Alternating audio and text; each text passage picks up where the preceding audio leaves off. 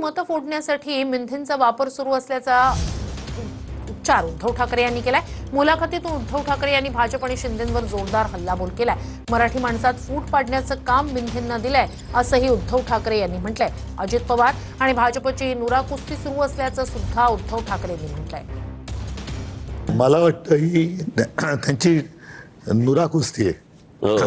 म्हणजे विरोधी पक्षाला तुम्ही स्पेसच ठेवायची नाही, एकमेकावरती आरोप करायचे आणि निवडून आल्यावर एकत्र व्हायचे। म्हणजे आता सुद्धा आम्ही एकत्र आलोय आणि मिंदेला मुंबईत ठाण्यात मराठी मतं फोडण्यासाठी म्हणून ते वापरतायत।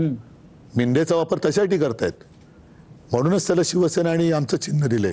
म्हणजे मराठी माणसामध्ये गोंधळ उडवायचा, त्याच्यात फूट पाडायची, मराठी माणसं फोडायची, हे मिंदेला दिलेलं काम आहे।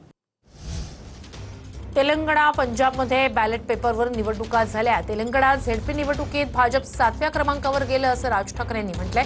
देशात निवडणूक आयोग संस्थाच अस्तित्वात नाही असा हल्लाबोलही राज ठाकरे यांनी केलाय। आता जिल्हा परिषदांच्या निवडणुका झाल्या तेलंगणा आणि पंजाबमध्ये, जिकडे बॅलेट पेपरवरती झालं। तेलंगणामध्ये 7 नंबरला गेली बीजेपी, भारतीय जनता पक्ष, आणि पंजाबमध्ये 4 नंबरला गेली। हे बॅलेट पेपरवरती तर सिद्ध झालंच ना। कर्नाटकात सुद्धा त्याच पद्धतीनं झालं। मग बॅलेट पेपरवर निवडणुका घेणं राज्यातला हा राज्य निवडणूक आयोगाचा अधिकार आहे।